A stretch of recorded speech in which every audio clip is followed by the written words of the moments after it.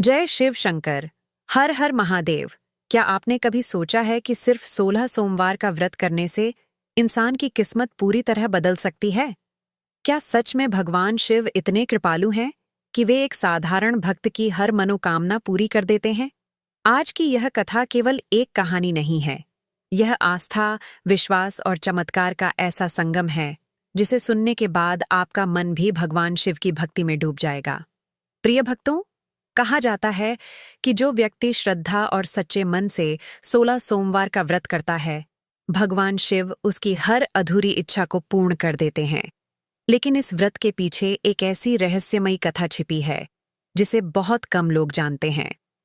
यह कथा है एक ऐसे साहूकार की जिसके पास दुनिया की हर खुशी थी, लेकिन फिर भी वह अधूरा था। बहुत समय पहले की बात है। एक समृद्ध और सुंदर नगर में एक बहुत ही धनी साहूकार रहता था। उसके पास धन दौलत, सोना चांदी, बड़े बड़े महल, नौकर चाकर, सब कुछ था। लेकिन उसके जीवन में एक ऐसी कमी थी जिसने उसकी सारी खुशियों को अधूरा बना दिया था। वह और उसकी पत्नी निसंतान थे। हर दिन, हर रात उनके दिल में एक ही दर्द था, काश हमारे घर भी एक बच्चे की किलकारी गूंजती। साहूकार की पत्नी अक्सर मंदिर के कोने में बैठकर रोती और भगवान शिव से प्रार्थना करती, हे भोलेनाथ, हमें भी संतान सुख दीजिए, हमारे जीवन को पूर्ण कर दीजिए। साहूकार भी कम दुखी नहीं था। वह हर सोमवार भगवान शिव के मंदिर जाता, घंटों पूजा करता, अभिषेक करता, दान देता, लेकिन उसकी झोली अब तक खाली थी। एक दिन कुछ ऐसा हुआ जिसने इस पूरी कहानी की दिशा बदल दी। सोमवार का दिन था। मंदिर में विशेष पूजा चल रही थी। साहूकार पूरे मन से भगवान शिव की आराधना कर रहा था। उसकी आंखें बंद थीं, हाथ जुड़े हुए थे और हृदय में केवल एक ही प्रार्थना थी, हे प्रभु, मुझे एक संतान का सुख दे दीजिए। उसी समय आकाश में एक दिव्य प्रकाश फैला और वहां एक अद्भुत घटना घटी जिसे कोई साधारण मनुष्य नहीं देख सकता था। भगवान शिव और माता पार्वती उसी मंदिर में प्रकट हुए। माता पार्वती ने उस साहूकार को देखा और उनका हृदय करुणा से भर गया। उन्होंने भगवान शिव से कहा, प्रभु, यह भक्त इतने वर्षों से आपकी भक्ति कर रहा है, फिर भी यह दुखी क्यों है? भगवान शिव ने शांत स्वर में उत्तर दिया, हे पार्वती, इसके भाग्य में संतान सुख नहीं लिखा है। यह सुनकर माता पार्वती का मन व्याकुल हो गया। उन्होंने फिर कहा, प्रभु, आपकी कृपा से तो असंभव भी संभव हो सकता है। आप चाहें तो इसका जीवन बदल सकता है। भगवान शिव कुछ क्षण मौन रहे, मानो वे उस भक्त की परीक्षा ले रहे हों। फिर उन्होंने कहा, ठीक है, इसकी भक्ति से प्रसन्न होकर मैं इसे एक पुत्र का वरदान देता हूं। लेकिन यह लेकिन शब्द इस कथा का सबसे बड़ा मोड़ था। उस पुत्र की आयु केवल 12 वर्ष होगी। यह वचन सुनकर माता पार्वती कुछ क्षण के लिए मौन हो गईं। लेकिन उन्होंने सोचा, शायद यही ईश्वर की इच्छा है। लेकिन जो बात किसी को नहीं पता थी, वह यह कि साहूकार यह सब सुन चुका था। हाँ, वह सब कुछ सुन चुका था। उसके दिल में खुशी और डर दोनों एक साथ उमड़ पड़े। एक ओर उसे संतान मिलने की खुशी थी और दूसरी ओर उसे खो देने का भय। उस रात साहूकार सो नहीं पाया। वह सोचता रहा, क्या मैं अपने पुत्र को सिर्फ 12 साल के लिए पाऊंगा? लेकिन फिर उसने एक निर्णय लिया, जो भगवान की इच्छा है वही सही है। उसने अपनी भक्ति को और बढ़ा दिया और कुछ ही समय बाद उसके घर में वह दिन आया जिसका वह वर्षों से इंतजार कर रहा था। एक सुंदर, तेजस्वी पुत्र का जन्म हुआ। पूरा घर खुशियों से झूम उठा। ढोल नगाड़े बजे, दान पुण्य हुआ। लेकिन उस खुशी के पीछे एक छुपा हुआ डर अभी भी जिंदा था। आगे क्या होगा? क्या वह बालक सच में 12 साल में मर जाएगा? क्या भगवान शिव का वचन बदलेगा? साहूकार के घर जन्मा वह बालक सच में कोई साधारण बालक नहीं था। उसके चेहरे पर एक अद्भुत तेज था, मानो स्वयं भगवान शिव की कृपा उस पर बरस रही हो। पूरे नगर में उसकी सुंदरता और मधुर स्वभाव की चर्चा होने लगी। साहूकार और उसकी पत्नी ने उसका नाम रखा शिवांश। नाम के अनुरूप ही वह बालक बचपन से ही शांत, विनम्र और बुद्धिमान था। जैसे जैसे वह बड़ा होता गया, उसका तेज और भी बढ़ता गया। जो भी उसे देखता, बस उसे निहारता ही रह जाता। लेकिन इस पूरे सुख के बीच एक ऐसा रहस्य था जो केवल उसके माता पिता के दिल में छिपा था। उन्हें हर पल यह डर सताता था कि उनका यह प्यारा पुत्र केवल 12 वर्षों का मेहमान है। साहूकार की पत्नी कई बार अपने पुत्र को खेलते हुए देखती और चुपके से रो पड़ती। वह सोचती, क्या मैं इसे हमेशा के लिए खो दूंगी? वहीं साहूकार खुद को मजबूत दिखाने की कोशिश करता, लेकिन अंदर से वह भी टूट चुका था। समय किसी के लिए नहीं रुकता। धीरे धीरे दिन बीतते गए और देखते ही देखते शिवांश 10 वर्ष का हो गया। अब साहूकार की चिंता और भी बढ़ गई। हर गुजरते दिन के साथ उसे वह भविष्य करीब आता दिख रहा था, जिससे वह सबसे ज्यादा डरता था। एक रात साहूकार ने अपनी पत्नी से कहा, अब हमारे पास बहुत कम समय है। हमें कुछ ऐसा करना होगा जिससे हमारे पुत्र की आयु बढ़ सके। उसकी पत्नी ने आंसू भरी आंखों से पूछा, लेकिन हम क्या कर सकते हैं? साहूकार कुछ देर सोचता रहा। फिर उसने कहा, मैं इसे काशी भेजूंगा। वहां यह शिक्षा भी प्राप्त करेगा और हम रास्ते में यज्ञ, दान और पूजा भी कराएंगे। शायद भगवान शिव की कृपा से इसकी आयु बढ़ जाए। ये सुनकर उसकी पत्नी घबरा गई। इतनी छोटी उम्र में इसे हमसे दूर भेज दोगे? साहूकार ने भारी मन से कहा, यह हमारे पुत्र की भलाई के लिए है। अंततः निर्णय ले लिया गया। जब शिवांश 11 वर्ष का हुआ तो उसे काशी भेजने की तैयारी शुरू हो गई। साहूकार ने अपने छोटे भाई को बुलाया और कहा, तुम शिवांश को काशी ले जाओ और रास्ते में जहां भी ठहरो यज्ञ कराना, ब्राह्मणों को दान देना। किसी भी तरह हमें अपने पुत्र की आयु बढ़ानी है।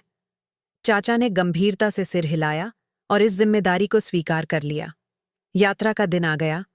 साहूकार की पत्नी अपने पुत्र को गले लगाकर रो पड़ी। जल्दी लौटना बेटा। शिवांश मुस्कुराया, मां, मैं बहुत जल्दी वापस आऊंगा। लेकिन वह नहीं जानता था कि यह यात्रा उसके जीवन की सबसे बड़ी परीक्षा बनने वाली है। शिवांश और उसके चाचा काशी की ओर निकल पड़े। रास्ते में वे जहां भी रुकते वहां यज्ञ कराते, गरीबों को भोजन कराते, ब्राह्मणों को दान देते। धीरे धीरे यह यात्रा एक साधारण यात्रा नहीं रही, बल्कि एक तपस्या बन गई। एक दिन वे एक बहुत बड़े और समृद्ध नगर में पहुंचे, लेकिन वहां का माहौल कुछ अलग था। पूरा नगर सजा हुआ था। हर ओर उत्सव का माहौल था। ढोल नगाड़े बज रहे थे। शिवांश ने उत्सुकता से पूछा, चाचा, यहां क्या हो रहा है? चाचा ने पास खड़े एक व्यक्ति से पूछा तो पता चला राजा अपनी पुत्री का विवाह कर रहे हैं। यह सुनकर शिवांश मुस्कुरा दिया, लेकिन उसे क्या पता था कि यही विवाह उसकी किस्मत को पूरी तरह बदलने वाला है। उधर राजमहल में एक बड़ी समस्या खड़ी हो गई थी। राजकुमार, जिससे राजकुमारी का विवाह होना था, वह एक आंख से अंधा था। राजा को डर था, अगर यह बात सामने आ गई तो विवाह टूट जाएगा और मेरी प्रतिष्ठा मिट्टी में मिल जाएगी। राजा बहुत चिंतित था।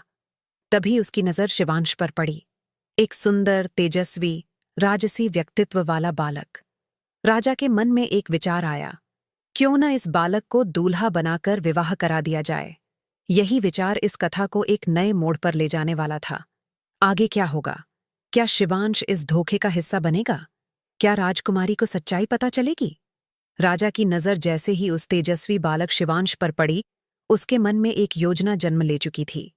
एक ऐसी योजना जो उसकी प्रतिष्ठा बचा सकती थी, लेकिन किसी और के जीवन को एक अजीब मोड़ पर ले जाने वाली थी। राजा तुरंत साहूकार के भाई यानी शिवांश के चाचा के पास पहुंचा। उसने आदरपूर्वक उनका स्वागत किया और फिर धीरे से अपनी समस्या बताई। हे महाशय, मेरी एक विनती है। मेरी पुत्री का विवाह आज ही होना है, लेकिन एक बड़ी बाधा आ गई है। अगर आप मेरी सहायता करें तो मैं आपका जीवन भर आनी रहूंगा। चाचा ने आश्चर्य से पूछा, राजन, ऐसी कौन सी समस्या है? राजा ने चारों ओर देखा, फिर धीमे स्वर में कहा, जिस राजकुमार से मेरी पुत्री का विवाह होना है, वह एक आंख से अंधा है। अगर यह बात सबको पता चल गई तो विवाह टूट जाएगा और मेरी प्रतिष्ठा नष्ट हो जाएगी। कुछ क्षण के लिए मौन छा गया। फिर राजा ने वह प्रस्ताव रखा जिसने सब कुछ बदल दिया। आपके साथ जो यह बालक है, यह बहुत सुंदर और तेजस्वी है। अगर आप अनुमति दें तो मैं इसे दूल्हा बनाकर विवाह करवा दूं। विवाह के बाद मैं आपको बहुत सारा धन देकर विदा कर दूंगा। यह सुनकर चाचा दुविधा में पड़ गया। एक ओर उसे यह प्रस्ताव गलत लग रहा था, लेकिन दूसरी ओर उसे धन का लालच भी दिख रहा था। कुछ क्षण सोचने के बाद उसने हामी भर दी, लेकिन वह यह भूल गया कि यह निर्णय आगे चलकर कितना बड़ा परिणाम लाएगा। शिवांश को इस बात की पूरी सच्चाई नहीं बताई गई। उसे बस इतना कहा गया, तुम्हें कुछ समय के लिए दूल्हा बनना है। शिवांश सरल और आज्ञाकारी था। उसने बिना ज्यादा सवाल किए हाँ कर दी। शाम होते होते पूरा राजमहल रोशनी से जगमगा उठा। शहनाइयां बजने लगीं, बारात सजी और शिवांश को दूल्हे के रूप में सजाया गया। जब वह राजसी वेश में सजा तो सच में किसी राजकुमार से कम नहीं लग रहा था। राजकुमारी ने जब पहली बार उसे देखा तो उसके मन में एक अजीब सी शांति और विश्वास जागा। विवाह की सारी रस्में शुरू हुईं। मंत्रों की गूंज, अग्नि के फेरे और सैकड़ों लोगों की उपस्थिति में शिवांश और राजकुमारी का विवाह संपन्न हो गया। लेकिन यह विवाह एक सच्चाई पर नहीं, बल्कि एक छल पर आधारित था। और यही बात शिवांश के मन को कचोट रही थी। वह धर्मप्रिय और सच्चा था। वह जानता था कि यह गलत है। विवाह के बाद जब सब लोग व्यस्त थे, शिवांश ने चुपचाप एक कपड़े का टुकड़ा लिया और उस पर कुछ लिख दिया। उसने लिखा, तुम्हारा विवाह मेरे साथ हुआ है, लेकिन मैं असली दूल्हा नहीं हूं। असली दूल्हा एक आंख से अंधा है। यह सब एक धोखा है। फिर उसने वह कपड़ा चुपचाप राजकुमारी के दुपट्टे में बांध दिया। उसके मन में एक संतोष था, मैंने सच्चाई बता दी। सुबह होने से पहले ही शिवांश और उसका चाचा वहां से चुपचाप निकल गए। उधर जब विदाई का समय आया, राजकुमारी को सजाया गया, लेकिन जैसे ही वह अपने कक्ष में गई, उसकी नजर उस कपड़े पर पड़ी। उसने उसे खोला और जैसे ही उसने वह संदेश पढ़ा, उसके पैरों तले जमीन खिसक गई। उसकी आंखों में आंसू आ गए। यह क्या? मेरा विवाह किससे हुआ है? वह तुरंत अपने पिता के पास गई और सब कुछ बता दिया। राजा यह सुनकर स्तब्ध रह गया। उसका चेहरा शर्म और गुस्से से लाल हो गया। मैंने यह क्या कर दिया? राजा ने तुरंत आदेश दिया, जब तक सच्चाई स्पष्ट न हो जाए, राजकुमारी की विदाई नहीं होगी। इधर शिवांश अपनी यात्रा पर आगे बढ़ चुका था, लेकिन उसे नहीं पता था कि उसके इस एक फैसले ने कितनी बड़ी हलचल मचा दी है और आगे उसके जीवन में इससे भी बड़ी परीक्षा आने वाली है। आगे क्या होगा? क्या राजकुमारी को उसका असली पति मिलेगा? और सबसे बड़ा सवाल, शिवांश की 12 साल की आयु अब पूरी होने वाली है। क्या होगा तब? एक ओर राजमहल में हलचल मची हुई थी, वहीं दूसरी ओर शिवांश अपनी जीवन की सबसे महत्वपूर्ण यात्रा पर आगे बढ़ रहा था। उसे यह बिल्कुल भी अंदाजा नहीं था कि उसके पीछे क्या तूफान उठ चुका है। वह और उसका चाचा लगातार काशी की ओर बढ़ते जा रहे थे। रास्ते में वे जहां भी रुकते, वहां यज्ञ करते, दान देते और भगवान शिव का नाम लेते। लेकिन अब समय बहुत तेजी से बीत रहा था। हर गुजरते दिन के साथ शिवांश की आयु अपने अंतिम पड़ाव की ओर बढ़ रही थी। चाचा के मन में एक अजीब सा डर बैठ चुका था। वह हर रात भगवान शिव से प्रार्थना करता, हे भोलेनाथ, इस बालक पर कृपा करना, इसे जीवन दान देना। शिवांश भी अब थोड़ा थका थका रहने लगा था। पहले जहां वह उत्साह से भरा रहता था, अब उसके चेहरे पर एक हल्की सी कमजोरी दिखने लगी थी। लेकिन फिर भी वह हर परिस्थिति में मुस्कुराता रहता, मानो उसे अपने भाग्य की कोई चिंता ही न हो। कुछ ही दिनों में वे काशी पहुंच गए। काशी, वह पवित्र नगरी जहां हर कण में भगवान शिव का वास माना जाता है। गंगा के तट पर बहती पवित्र धारा, मंदिरों की घंटियां, हर ओर हर हर महादेव की गूंज। यह वातावरण अपने आप में दिव्यता से भरा हुआ था। शिवांश और उसके चाचा ने वहीं ठहरने का निर्णय लिया। उन्होंने एक पवित्र स्थान पर यज्ञ की तैयारी शुरू की। ब्राह्मणों को बुलाया गया, पूजा का आयोजन हुआ, दान दक्षिणा दी गई। सब कुछ बहुत विधिपूर्वक हो रहा था। लेकिन भाग्य अपना खेल खेलने के लिए तैयार था। जिस दिन शिवांश की आयु के 12 वर्ष पूरे होने वाले थे, उस दिन सुबह से ही कुछ अशुभ संकेत मिलने लगे। आसमान में बादल छा गए, हवा तेज चलने लगी और शिवांश की तबीयत अचानक बिगड़ने लगी। चाचा घबरा गया। ये क्या हो रहा है? शिवांश को तेज बुखार आ गया। उसका शरीर कमजोर पड़ने लगा। वह बिस्तर पर लेट गया। चाचा ने तुरंत वैद्य को बुलाया, लेकिन कोई भी उपचार असर नहीं कर रहा था। शिवांश की सांसें धीमी होती जा रही थीं। चाचा की आंखों से आंसू बहने लगे। वह बार बार भगवान शिव को पुकारने लगा, हे महादेव, आपने ही इसे दिया था, अब इसे मत छीनिए, कृपा कीजिए प्रभु। लेकिन समय किसी की नहीं सुनता। कुछ ही क्षणों में शिवांश ने अंतिम सांस ली और उसका शरीर निश्चल हो गया।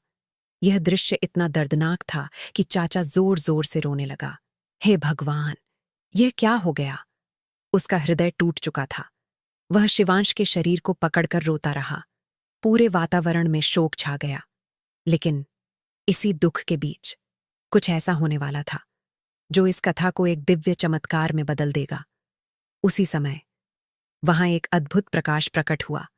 चारों ओर एक दिव्य आभा फैल गई और धीरे धीरे उस प्रकाश से दो दिव्य स्वरूप प्रकट हुए। वह कोई और नहीं, स्वयं भगवान शिव और माता पार्वती थे।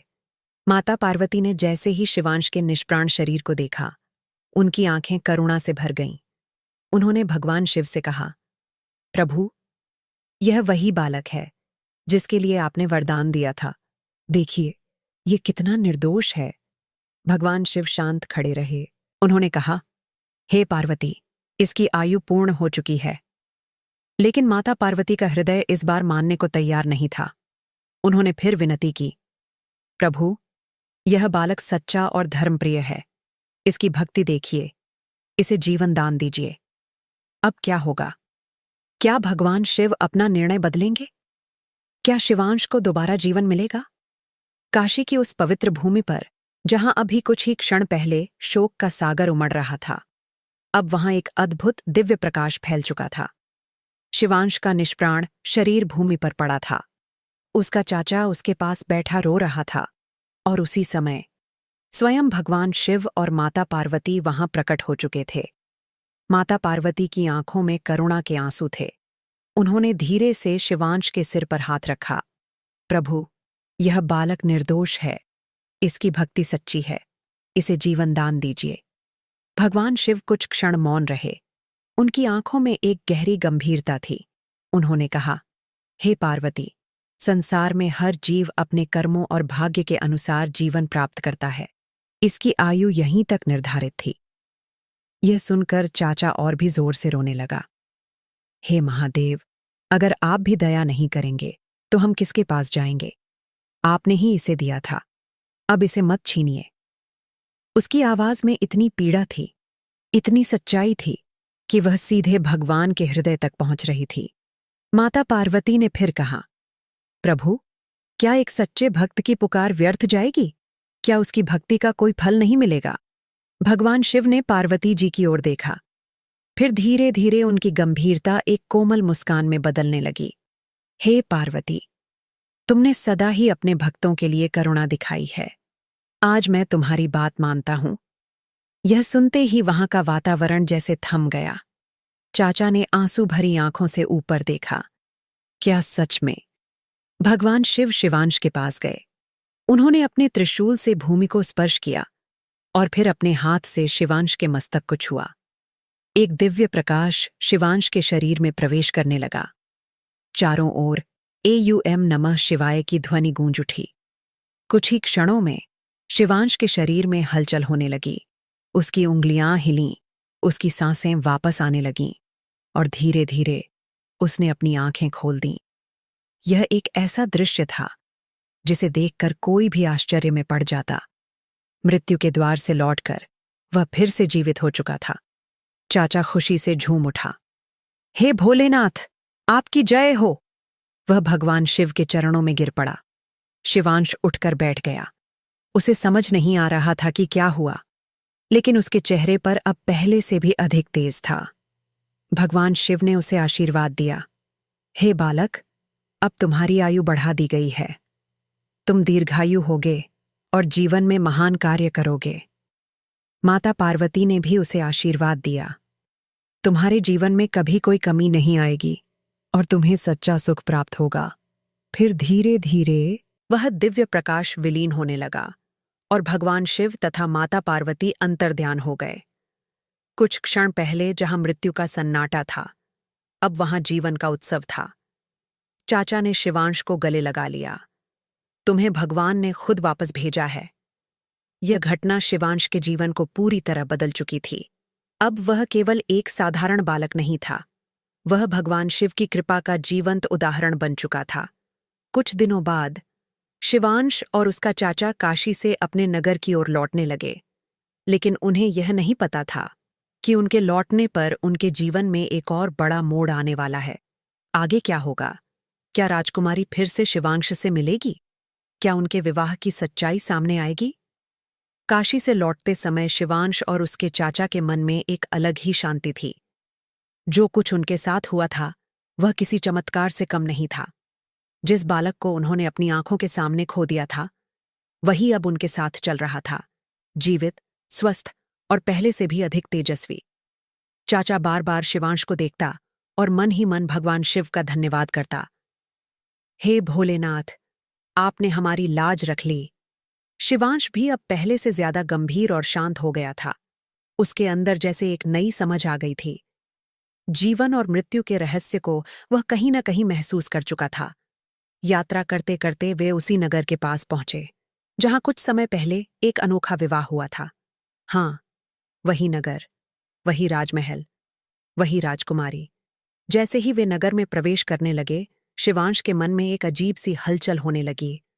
उसे वह दिन याद आने लगा, वह विवाह, वह छल और वह सच्चाई जो उसने एक कपड़े पर लिखकर छोड़ दी थी। उधर राजमहल में भी सब कुछ वैसा ही नहीं था जैसा पहले था। राजकुमारी ने उस दिन के बाद से किसी से विवाह करने से इनकार कर दिया था। उसने अपने पिता से साफ शब्दों में कह दिया था, मेरा विवाह जिस युवक से हुआ है, मैं उसी को अपना पति मानती हूं। राजा को अब अपनी गलती का एहसास हो चुका था। वह हर दिन यही सोचता, काश मैंने उस दिन ऐसा न किया होता। राजकुमारी अक्सर अपने कक्ष में बैठकर उसी कपड़े को देखती जिस पर शिवांश ने सच्चाई लिखी थी। उसके मन में एक ही प्रश्न था, वह कौन था, कहाँ होगा? इधर जैसे ही शिवांश और उसका चाचा नगर में पहुंचे, लोगों ने उन्हें पहचान लिया।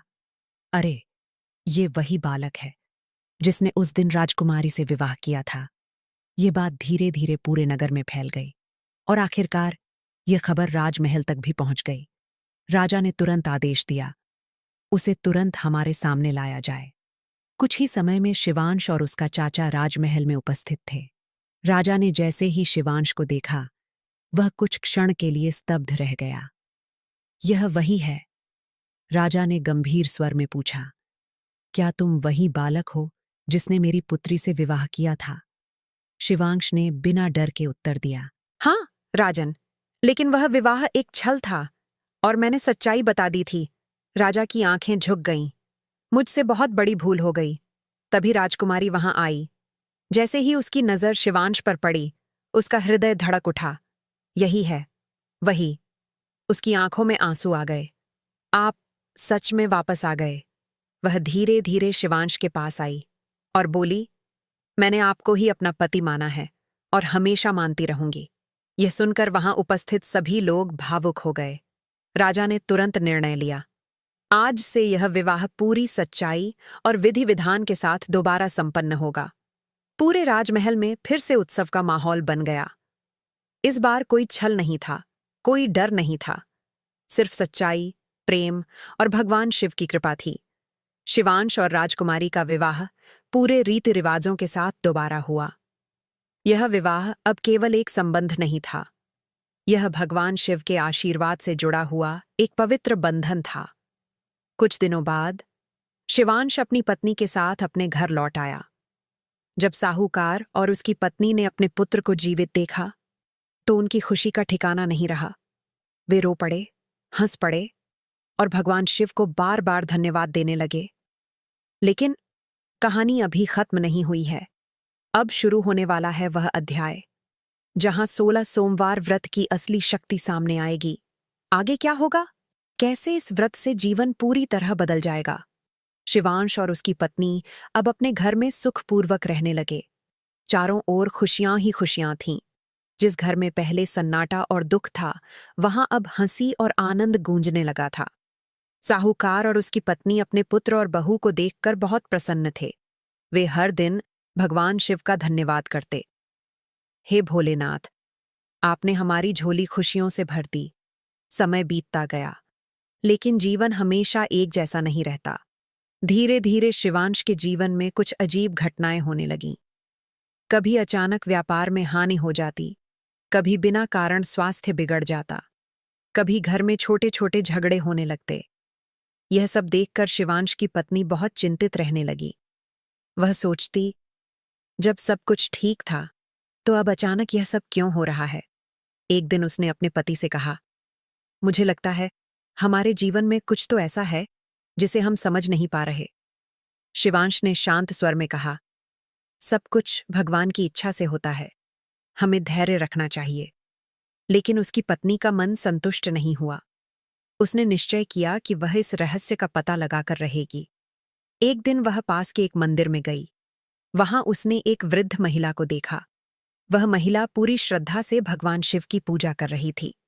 उसके चेहरे पर एक अलग ही शांति थी, मानो उसके जीवन में कोई चिंता ही न हो। शिवांश की पत्नी उसके पास गई और विनम्रता से बोली, माँ, आप इतनी श्रद्धा से यह पूजा क्यों कर रही हैं? क्या इसके पीछे कोई विशेष कारण है? वृद्धा मुस्कुराई। उसकी मुस्कान में अनुभव और भक्ति दोनों झलक रहे थे। उसने कहा, बेटी, यह कोई साधारण पूजा नहीं है, यह 16 सोमवार का व्रत है। यह सुनते ही शिवांश की पत्नी के मन में जिज्ञासा और बढ़ गई। 16 सोमवार का व्रत? वृद्धा ने आगे कहा, हाँ बेटी, जो भी इस व्रत को सच्चे मन और पूरे नियम से करता है, भगवान शिव उसकी हर मनोकामना पूरी करते हैं। यह व्रत जीवन के हर दुख को दूर कर देता है और सुख समृद्धि से भर देता है। शिवांश की पत्नी ध्यान से उसकी बातें सुन रही थी। उसे ऐसा लग रहा था जैसे उसे अपने सारे सवालों का जवाब मिल रहा हो। उसने तुरंत निर्णय लिया, मैं भी यह व्रत करूंगी। वृद्धा ने उसे पूरी विधि बताई। हर सोमवार सुबह स्नान करके स्वच्छ वस्त्र पहनकर भगवान शिव की पूजा करना, उन्हें जल, दूध, बेलपत्र अर्पित करना, एयूएम नमः शिवाय मंत्र का जाप करना और पूरे दिन श्रद्धा के साथ व्रत रखना। 16 सोमवार तक ये व्रत करने के बाद भगवान शिव स्वयं तुम्हारी हर मनोकामना पूरी करेंगे। शिवांश की पत्नी ने हाथ जोड़कर उस वृद्धा का धन्यवाद किया और उसी क्षण से उसने यह व्रत शुरू करने का निश्चय कर लिया। अगले सोमवार से उसने पूरी श्रद्धा और नियम के साथ 16 सोमवार का व्रत प्रारंभ किया।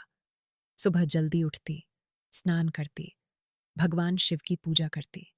हर सोमवार वह पूरे दिन व्रत रखती और शाम को कथा सुनती। धीरे धीरे उसके मन में एक अद्भुत शांति आने लगी। उसका विश्वास दिन ब दिन मजबूत होता गया। लेकिन हर व्रत की तरह इस व्रत की भी एक परीक्षा होती है, और यह परीक्षा बहुत कठिन होने वाली थी। आगे क्या होगा?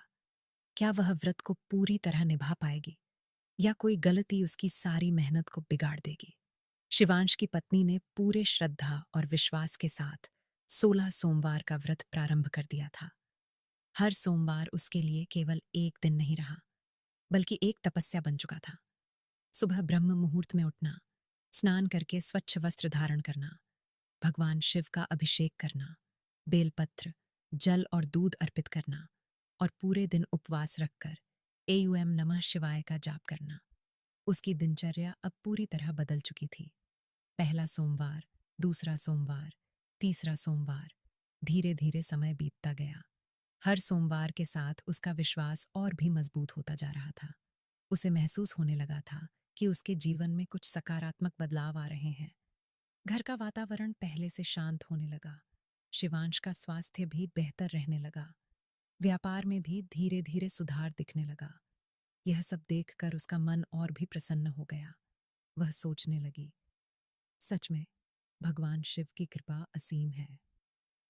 लेकिन जैसा कि हर तपस्या में होता है, एक दिन उसकी आस्था की परीक्षा लेने का समय आ गया।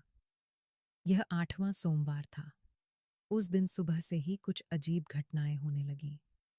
घर में अचानक बहुत काम आ गया, मेहमान भी आ गए और कुछ ऐसी परिस्थितियां बन गईं कि वह अपने व्रत के नियमों पर पूरी तरह ध्यान नहीं दे पाई।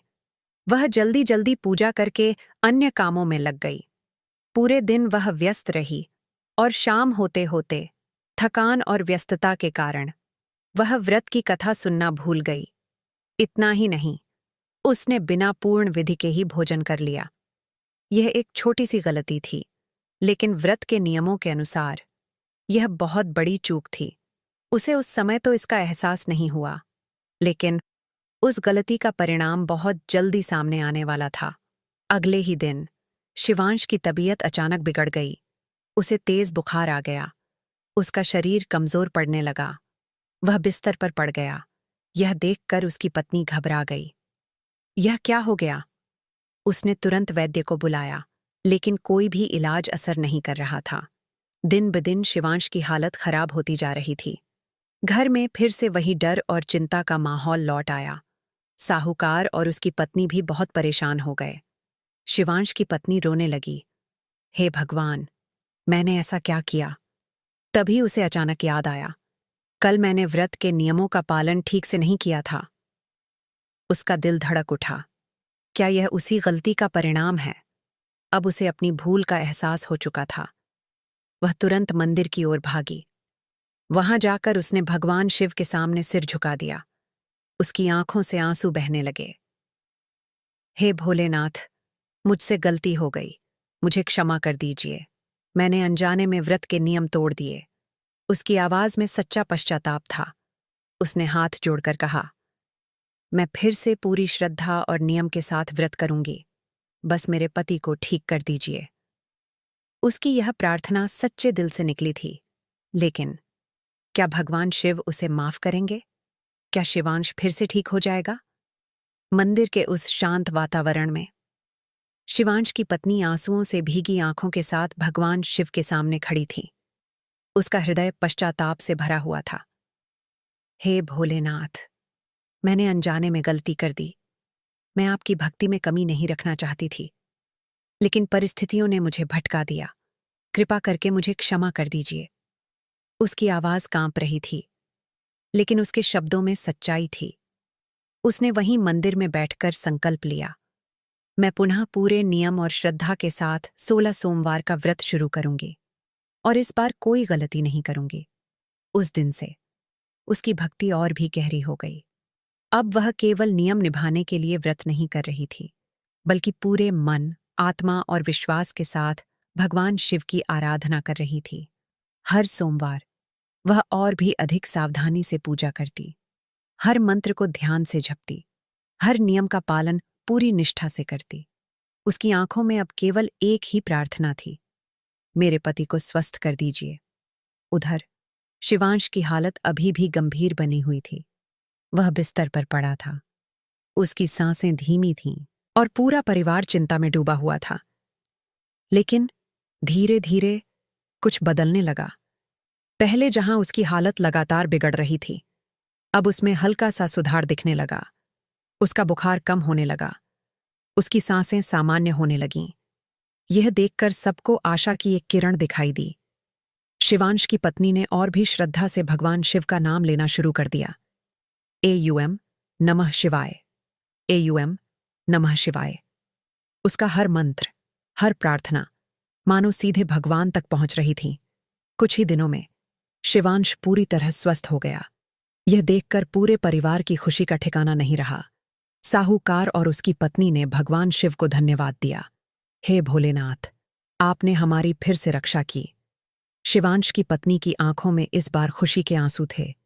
भगवान ने मेरी प्रार्थना सुन ली। अब उसका विश्वास पहले से कई गुना बढ़ चुका था। उसे यह समझ आ गया था कि व्रत केवल एक नियम नहीं है, यह सच्चे मन और श्रद्धा की परीक्षा है। अगर इसे पूरी निष्ठा से किया जाए तो भगवान स्वयं अपने भक्त की रक्षा करते हैं। धीरे धीरे उसने अपने सभी सोमवार पूरे किए। हर व्रत के साथ उसका विश्वास और भी गहरा होता गया और अंततः 16 सोमवार पूरे हो गए। लेकिन अब सबसे महत्वपूर्ण चरण बाकी था, व्रत का उद्यापन, समापन। और यही वह क्षण था जहां भगवान शिव स्वयं उसकी भक्ति की परीक्षा लेने वाले थे। आगे क्या होगा? क्या उद्यापन सही तरीके से होगा? क्या भगवान शिव स्वयं प्रकट होंगे? शिवांश की पत्नी ने अब पूरे श्रद्धा और नियम के साथ अपने 16 सोमवार के व्रत पूरे कर लिए थे।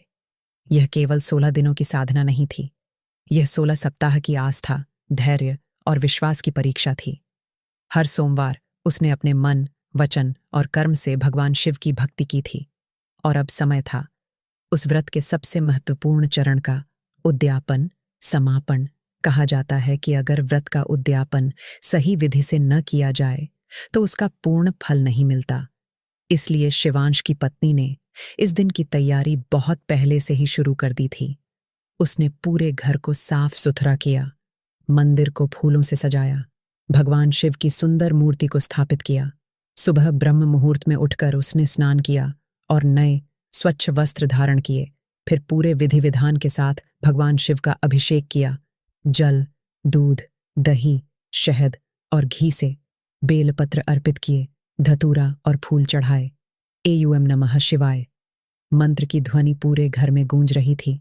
इसके बाद उसने ब्राह्मणों को आमंत्रित किया, उन्हें भोजन कराया, दक्षिणा दी, गरीबों को दान दिया। सब कुछ बहुत ही श्रद्धा और नियम से किया गया।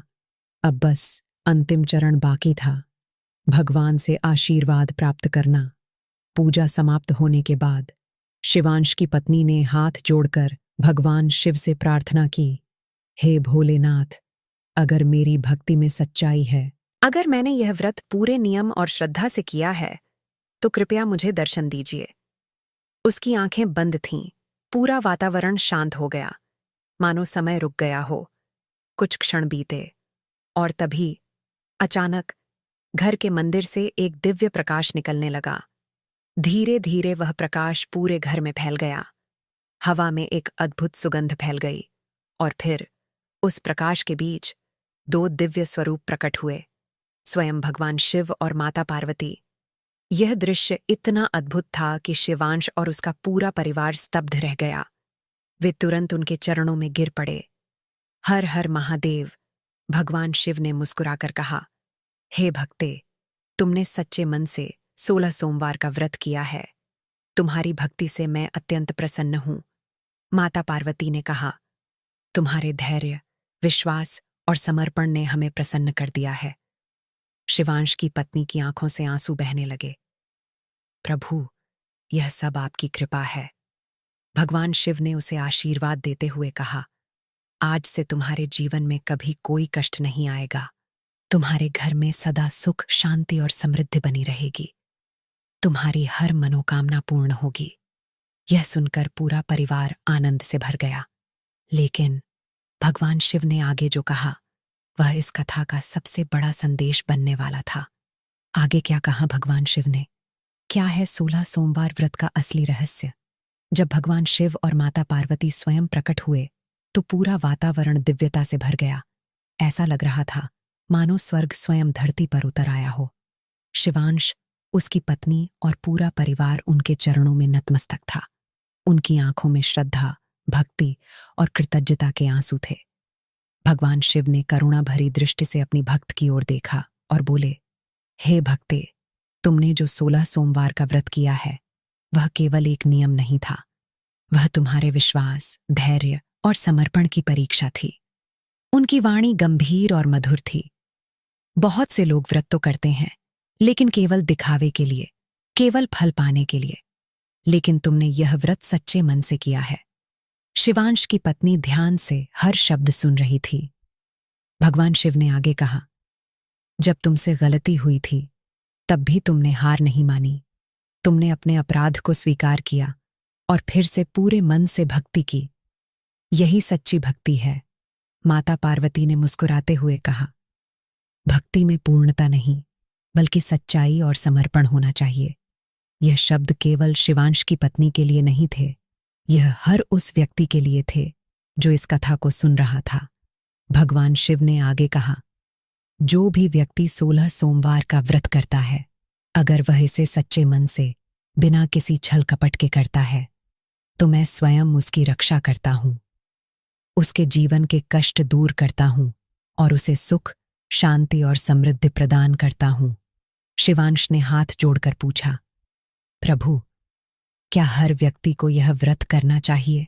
भगवान शिव ने उत्तर दिया, हर व्यक्ति अपनी श्रद्धा के अनुसार व्रत कर सकता है, लेकिन सबसे महत्वपूर्ण है मन की शुद्धता, सच्ची श्रद्धा और धैर्य। माता पार्वती ने आगे कहा, और एक बात हमेशा याद रखना, व्रत केवल शरीर का नहीं, मन का भी होता है। अगर मन में क्रोध, ईर्ष्या या छल है, तो व्रत का पूर्ण फल नहीं मिलता। यह सुनकर शिवांश और उसकी पत्नी ने प्रण किया, हम जीवन भर सच्चे मन से भक्ति करेंगे। भगवान शिव ने प्रसन्न होकर कहा, तुम्हारे इस संकल्प से मैं बहुत प्रसन्न हूं। फिर उन्होंने अपना हाथ उठाकर आशीर्वाद दिया, आज से तुम्हारे घर में कभी कोई कमी नहीं रहेगी, तुम्हारे वंश में सुख और समृद्धि बनी रहेगी, और तुम्हारा नाम सदैव सम्मान के साथ लिया जाएगा। यह आशीर्वाद केवल शब्द नहीं थे, यह एक दिव्य वरदान था। पूरे घर में एक अद्भुत शांति फैल गई, मानो हर कण भगवान की कृपा से भर गया हो। धीरे धीरे भगवान शिव और माता पार्वती का दिव्य स्वरूप प्रकाश में विलीन होने लगा, और कुछ ही क्षणों में वे अंतर्ध्यान हो गए। लेकिन उनकी उपस्थिति, उनका आशीर्वाद और उनके शब्द हमेशा के लिए वहां रह गए। अब शिवांश और उसकी पत्नी का जीवन पूरी तरह बदल चुका था। लेकिन इस कथा का अंतिम संदेश अभी बाकी है। यह व्रत आम लोगों के जीवन में कैसे बदलाव लाता है, और इस कथा से हमें क्या सीख मिलती है। भगवान शिव और माता पार्वती के अंतर्ध्यान होने के बाद भी उस घर का वातावरण पूरी तरह बदल चुका था। वह केवल एक साधारण घर नहीं रहा, अब वह भक्ति, आस्था और दिव्य ऊर्जा का केंद्र बन चुका था। शिवांश और उसकी पत्नी के जीवन में जो परिवर्तन आया, वह केवल उनके लिए नहीं था। धीरे धीरे उसकी चर्चा पूरे नगर में फैलने लगी। लोग दूर दूर से आने लगे, यह जानने के लिए कि आखिर ऐसा क्या हुआ, कैसे उनके जीवन में इतना बड़ा बदलाव आया। जब भी कोई उनसे पूछता, तो वे मुस्कुराकर केवल एक ही उत्तर देते, यह सब भगवान शिव की कृपा और 16 सोमवार व्रत का फल है। उनकी बातें सुनकर लोग भी प्रेरित होने लगे। कई लोगों ने यह व्रत करना शुरू कर दिया, और धीरे धीरे पूरा नगर भक्ति और श्रद्धा से भर गया। जहां पहले लोग केवल अपने स्वार्थ के लिए पूजा करते थे, अब वे सच्चे मन से भगवान शिव की आराधना करने लगे। शिवांश की पत्नी अब केवल एक गृहिणी नहीं रही, वह लोगों के लिए एक प्रेरणा बन गई थी। वह महिलाओं को व्रत की विधि सिखाती, उन्हें सही मार्ग दिखाती, और यह समझाती कि व्रत केवल एक नियम नहीं, बल्कि एक साधना है। वह कहती, अगर तुम इसे केवल इच्छा पूरी करने के लिए करोगे, तो शायद तुम्हें पूरा फल न मिले, लेकिन अगर तुम इसे सच्चे मन, श्रद्धा और धैर्य के साथ करोगे, तो भगवान शिव स्वयं तुम्हारी हर समस्या का समाधान करेंगे। लोग उसकी बातें ध्यान से सुनते और अपने जीवन में उसे अपनाने लगे। धीरे धीरे उस नगर में एक नया बदलाव आया। लोग झूठ बोलना छोड़ने लगे, आपस में प्रेम बढ़ने लगा, और हर घर में शांति का वातावरण बनने लगा। यह सब केवल एक व्रत के कारण नहीं था, यह उस व्रत के पीछे छिपी सच्ची भावना का परिणाम था।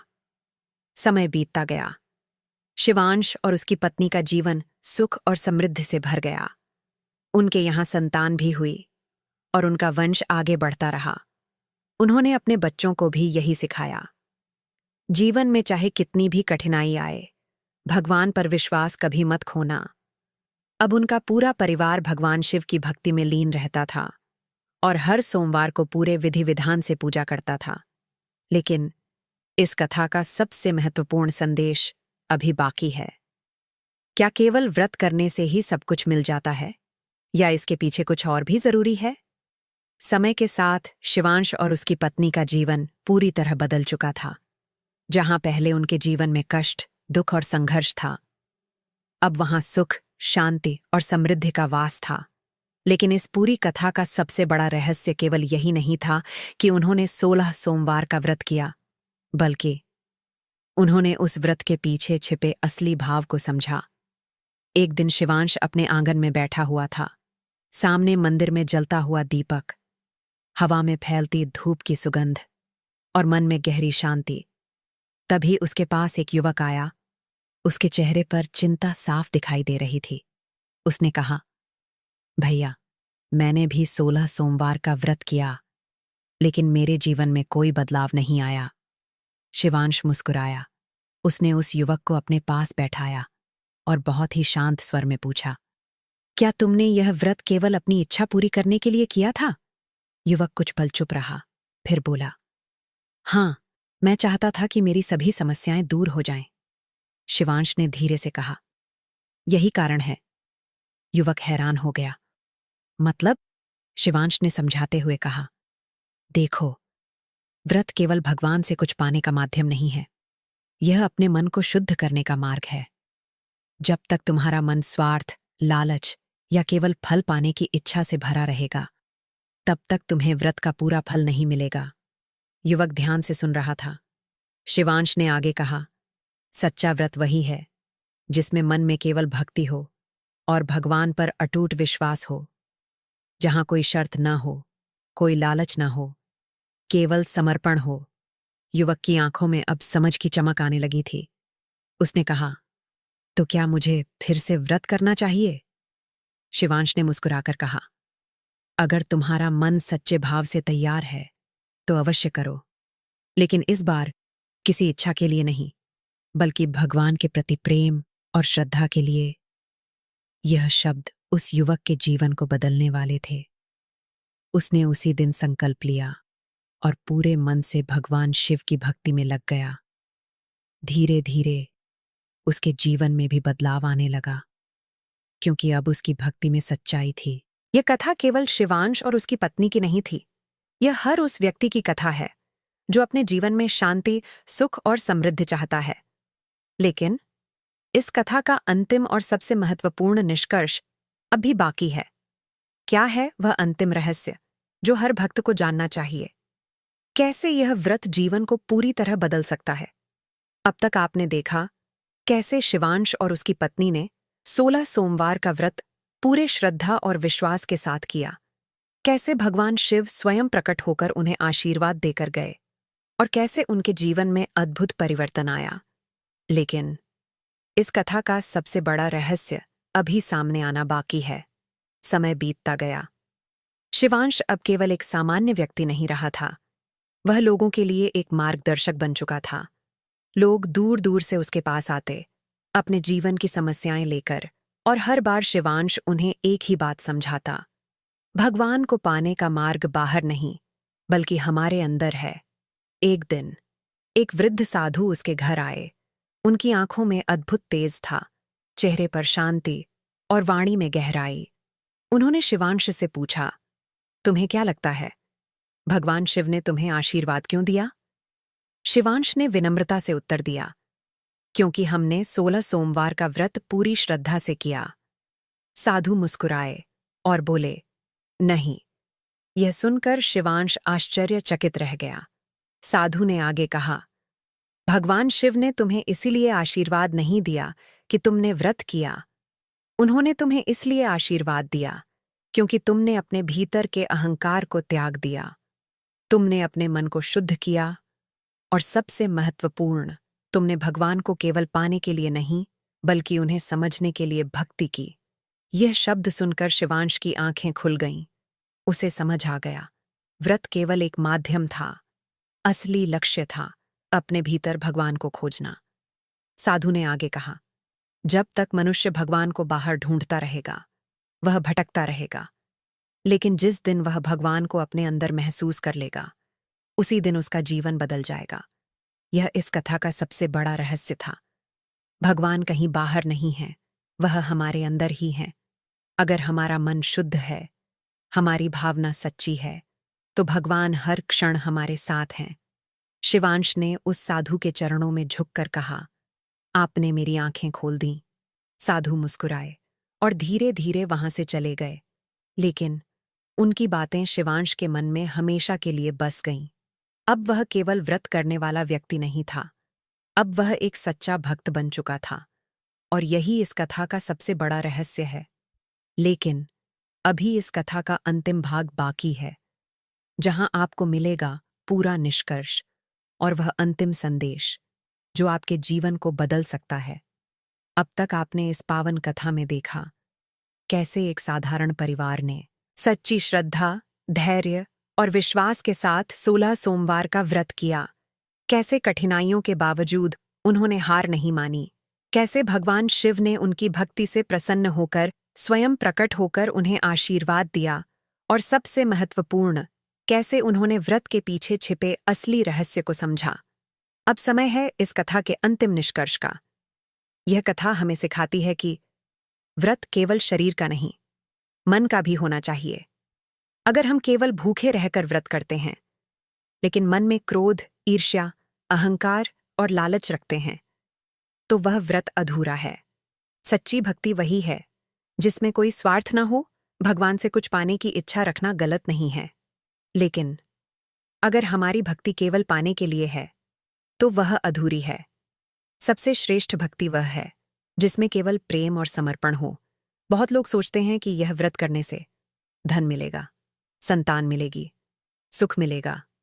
हाँ, यह सब मिलता है, लेकिन इस व्रत का सबसे बड़ा फल है मन की शांति और आत्मिक संतोष। जब मन शांत होता है तो जीवन की हर समस्या छोटी लगने लगती है, और जब भगवान पर विश्वास मजबूत होता है तो हर कठिनाई आसान हो जाती है। इस कथा से हमें यह सीख मिलती है, कठिन समय में भी भगवान पर विश्वास मत खोना। अगर गलती हो जाए तो उसे स्वीकार करो और फिर से सच्चे मन से प्रयास करो।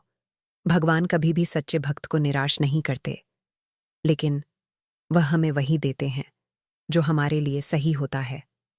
अब अंत में हाथ जोड़कर भगवान शिव से प्रार्थना करें, हे भोलेनाथ, जैसे आपने इस कथा में अपने भक्तों पर कृपा की, वैसे ही हम सभी पर भी अपनी कृपा बनाए रखें। हमें सच्ची भक्ति का मार्ग दिखाएं, हमारे मन को शुद्ध करें और हमारे जीवन में सुख, शांति और समृद्धि प्रदान करें। हर हर महादेव। जो भी भक्त इस 16 सोमवार व्रत कथा को सच्चे मन से सुनता या पढ़ता है, उसके जीवन के कष्ट दूर होते हैं, उसकी मनोकामनाएं पूर्ण होती हैं और उसके जीवन में भगवान शिव की कृपा सदैव बनी रहती है।